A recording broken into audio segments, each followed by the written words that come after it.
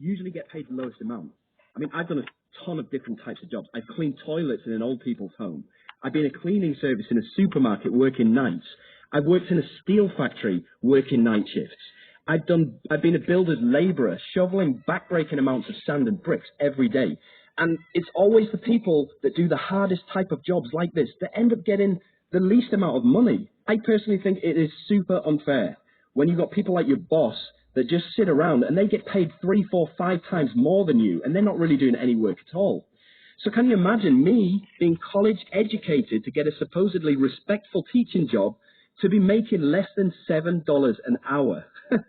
I mean, forget saving, forget paying off my debt, forget being able to afford a vacation, and forget having any money to enjoy retirement with.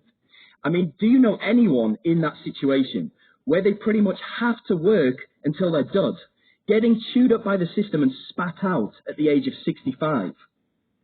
So here's what I did. I took a second job as a musician working weekends, which only limited my time even more. And after 9 years of doing this and being jarred awake by an alarm clock every single morning, the first thought that used to come into my head every single day was, is this it? Is this what life is going to be like from now on? So from there, it was a quick dip into booze and drugs as an escape from my sad reality and my frustration. Do you know anybody like that has turned to drugs and alcohol to try and ease their sad life or their sad reality, or try to help them cope with the situation that they're in? Yeah, I bet you know somebody like that. Well, this was right around the time when my wife had had enough and she walked out on me as well. And that just makes me another statistic helped along by financial stress. So all in all, this left me completely homeless. I couldn't afford to buy any more drugs. My only option was to rehab, cold turkey, and crash at my sister's house.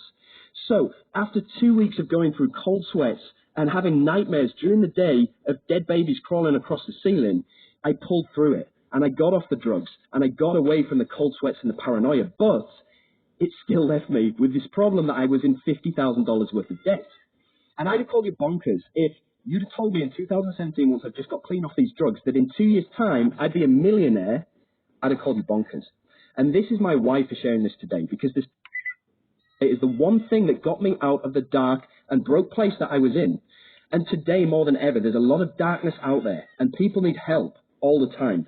So maybe that's one of the reasons why you joined this workshop, right? Now, if you want to know how I did it, just type into the chat box down below, how did you do it? Okay, how did you do it? Okay, lots of how did you do it coming through.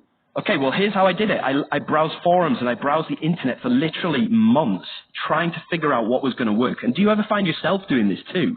I mean, hoping that something will